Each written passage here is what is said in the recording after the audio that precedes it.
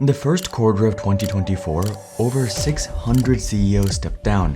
Boeing, Starbucks, Paramount, PayPal all saw their CEOs resign or get fired. Breaking news from Boeing, CEO Dave Calhoun will step down at the end of this year. John Donahoe is going to be leaving the company. At Starbucks, the company says that its CEO is stepping down immediately. But why are all these CEOs stepping down or being fired? What does it mean for those CEOs that remain? And could Google's Sundar Pichai be next? As it turns out, there's a reason for all of this.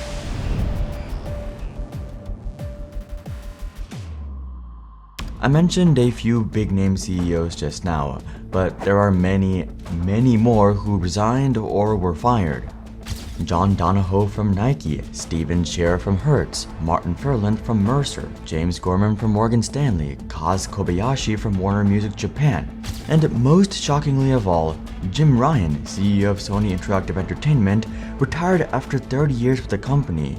Shortly after Jim Ryan's retirement, other Sony executives followed suit. Hiroki Totoki, president, COO, and CFO of the Sony Group, left in April. CEOs do resign and leave all the time. That's normal. But 2024 is different. In the first quarter, 622 CEOs left their positions, 27% more than the previous quarter, and 50% more than the first quarter of 2023. This is a record high. Just looking at the data, you can see how absurd this spike is, and as a consequence, how drastic the drop-off is in the second quarter. After that, things go back to normal. Overall, exits are up 50%, but some industries were hit particularly hard. Consumer products saw a 133% increase, pharmaceuticals a 200% increase, and in the industrial goods manufacturing sector, a 367% increase. And it's not just big companies that are experiencing this. Governments and nonprofits had a surge of CEOs and leaders leaving in the same period, a 78% increase from 2023. Why this sudden surge in this one quarter? Well, there's a lot at play here, specifically 3 big factors. Let's go through each and find out how they caused the largest exodus of CEOs we've ever seen.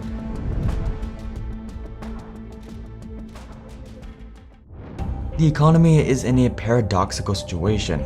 The S&P performance is at an all-time high. GDP and corporate profits grew past expectations and were both up from 2022.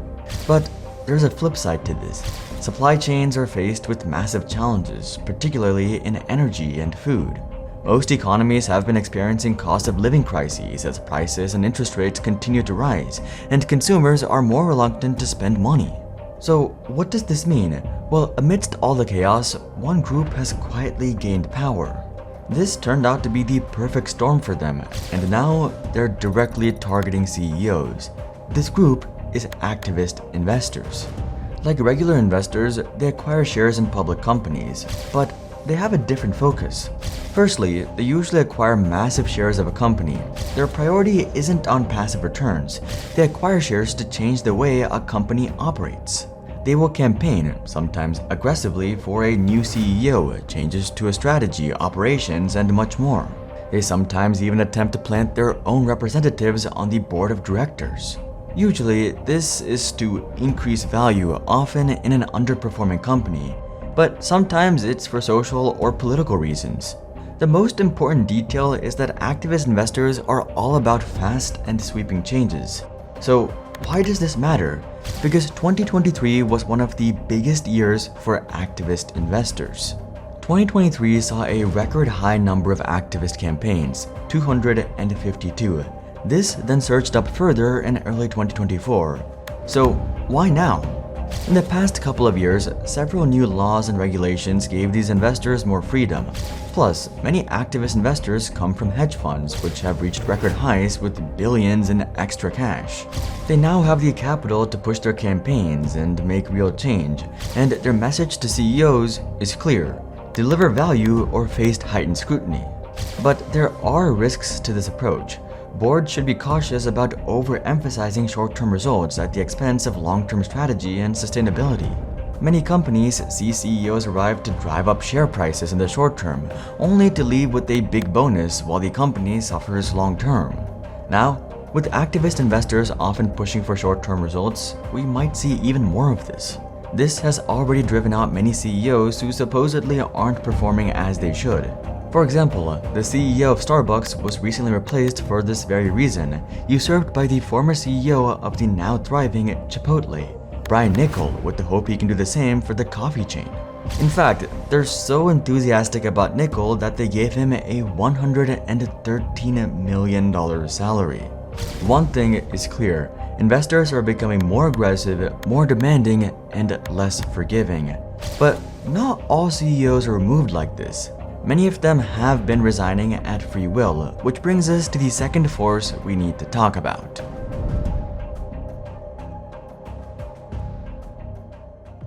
In 2019, the average age of CEOs across different industries is 59, older than any other executive role.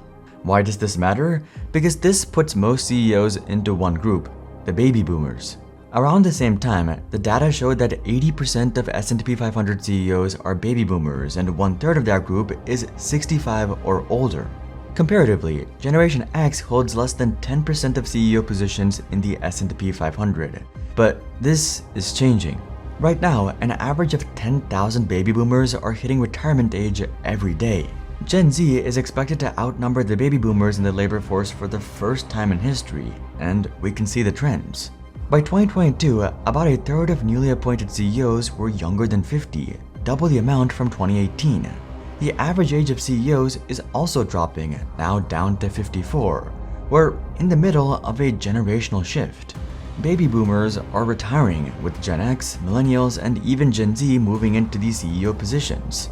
But it's more than just age. As the markets become more technologically focused, many companies want a fresh, younger perspective on how to appeal to customers. The craziest part is that this is likely a small sign of something much bigger. A huge proportion of CEOs are still in their 60s, and the ones still around are staying longer. So an even bigger exodus is inevitable, with even more CEOs moving into retirement. But that's for the future.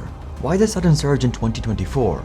Well, as it turns out, there's another obvious driving force, one that affected the entire world.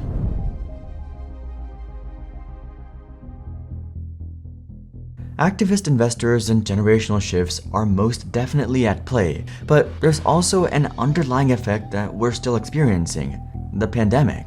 But the pandemic was a few years ago at this point, so how is that the reason? Well, such a historic event has ripple effects for years and even decades to come. Just look at the hard facts. In 2020, as the world began to experience the full force of the crisis, we saw a sharp decrease in CEO firings and resignations, 20% down from 2019. And this was just the beginning. Every following quarter, the number of CEO exits fell. Then, this number stayed unusually low, decreasing by 1% in 2021. This seems very strange given how unstable the economy was. Millions of people lost their jobs, so why didn't CEOs? Well, the answer is surprisingly simple. A storm is the worst time to fire the captain. In a time of crisis, companies don't typically let go of their leaders, CEOs most of all. If they did, it would bring all kinds of problems. They would be without a direction in the time when they desperately need strategy and guidance. Laws and regulations were shifting, markets were collapsing, and businesses were going under left and right. CEOs can make or break a company. They can bring it back from despair or run it into the ground. Either way though, the best bet at that time was sticking with who you had. Not only that, hiring a new CEO is an expensive, lengthy process, especially in uncertain times. No one wants to leave one sinking ship where they're at least comfortable and join another sinking ship. But now, the stormy seas have finally settled. The world, although different, has stabilized, at least compared to the pandemic. It's finally safe for directors and investors to replace CEOs to push for even better results. And with the other factors at play, it all makes for the perfect storm for company leadership. So, what does this mean for the CEOs that still remain? Would you like to make videos like this? Admittedly, it's quite a bit of work, but one tool that's made the entire process much easier is Invideo AI.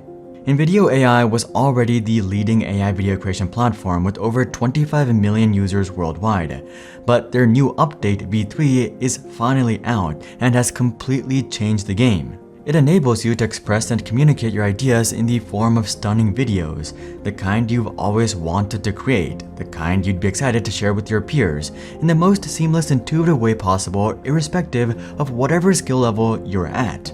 You simply start by typing in a prompt for the video you'd like to create, for example, a strawberry-flavored Coke ad.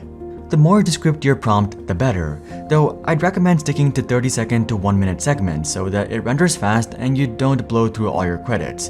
And that's it. From here, you can easily fine-tune your video by just using text commands like add my voice.